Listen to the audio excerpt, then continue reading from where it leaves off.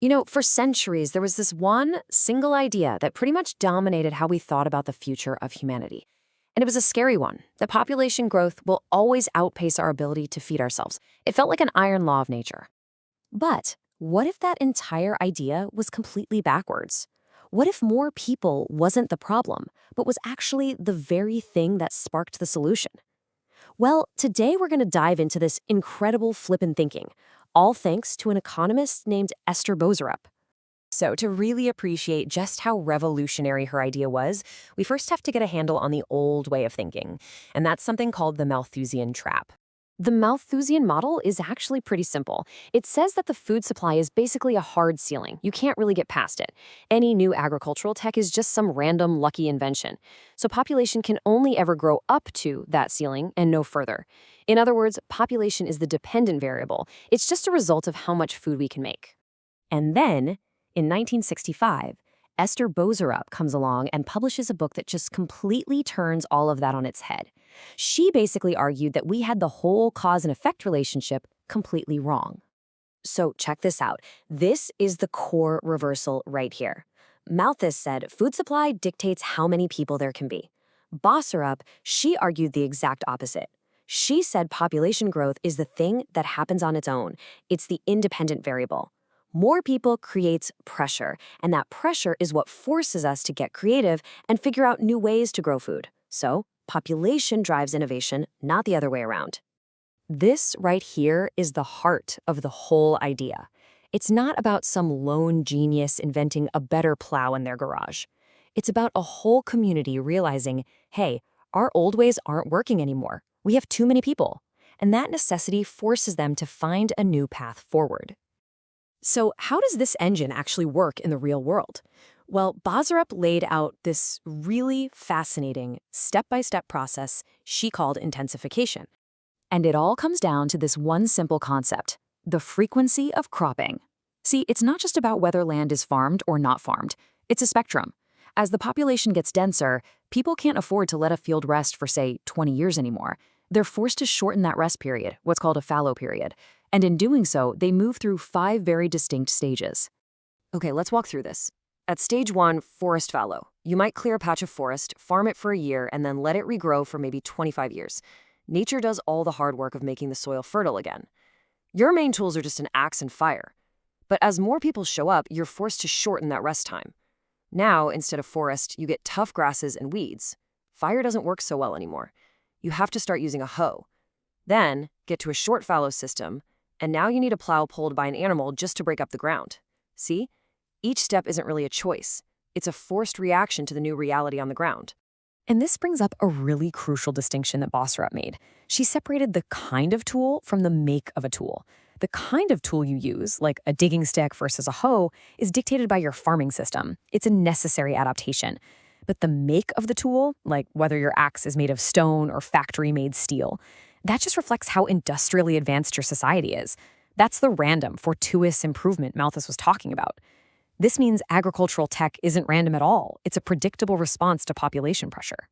This whole way of thinking also completely changes how we look at the soil itself. For Malthus, soil fertility was just a fixed gift of nature. It was a given. You either had good land or bad land, and that was that. But for Boserup, soil fertility is a variable. It's something that can be created, managed, and improved through human work. Just think about it this way. In that early forest fallow system, burning the trees gives you a free gift of fertilizer from the ash. But once you shorten the fallow period and you can't rely on fire, you have to find a new way. Farmers are forced to start investing their own labor. They have to collect animal manure, and they might even have to grow special crops just to feed the animals that make the manure. Suddenly, fertility isn't free anymore. It has to be manufactured. But all this innovation, it comes with a pretty surprising cost. And this brings us to one of the most counterintuitive but fascinating parts of Boserup's whole theory. So first, we have what you totally expect. As you intensify farming, the total amount of food you get from one piece of land, the yield per hectare, goes way, way up. Makes perfect sense, right? But then you look at this, and here's the paradox. The amount of food you get for every hour of human work actually goes down. That's right, down. The most primitive type of farming is actually the most efficient in terms of labor. It might mean just a few hours of work a day with huge off seasons. But that super intensive multi-cropping, that requires constant, backbreaking toil year-round. So what does this all mean? The big takeaway is that people don't adopt these more intensive methods because they're better or easier. They do it because they have no other choice. They are literally trading their free time for survival, replacing the work that nature used to do for free with their own hard labor. Now, you might be thinking, okay, this is some cool ancient history, but Boserup's theory has some really profound lessons for how we should think about economic development and foreign aid right now, today. So if you're a policymaker, especially one focused on developing nations, this whole framework poses a massive question.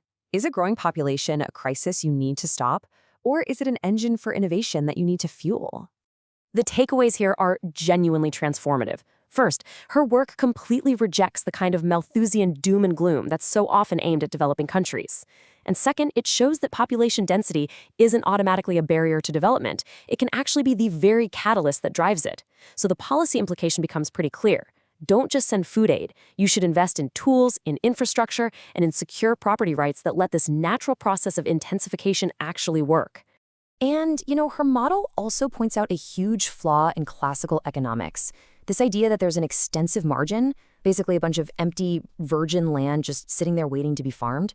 In reality, most of that land that looks unused is actually a critical part of the system. It's being used for fallow or for grazing animals, so bringing it into permanent cultivation isn't a simple win. It's a massive reorganization that requires a ton of new investment. And finally, the theory shows us that even though the pressure to innovate might be universal, the outcome is definitely not. So, for example, in Java, extreme population density led to this hyper-intensive form of agriculture. But in Japan, facing similar pressures throughout its history, they developed very different societal solutions. The local context, the policies, the culture, they all shape how people respond. So that leaves us with this final thought. Boserup showed us that population pressure is the engine that drives innovation. But an engine can't run without fuel. So what's the fuel for this process? Is it money? Education? Stable government? That's the challenge that her work leaves for us to figure out today.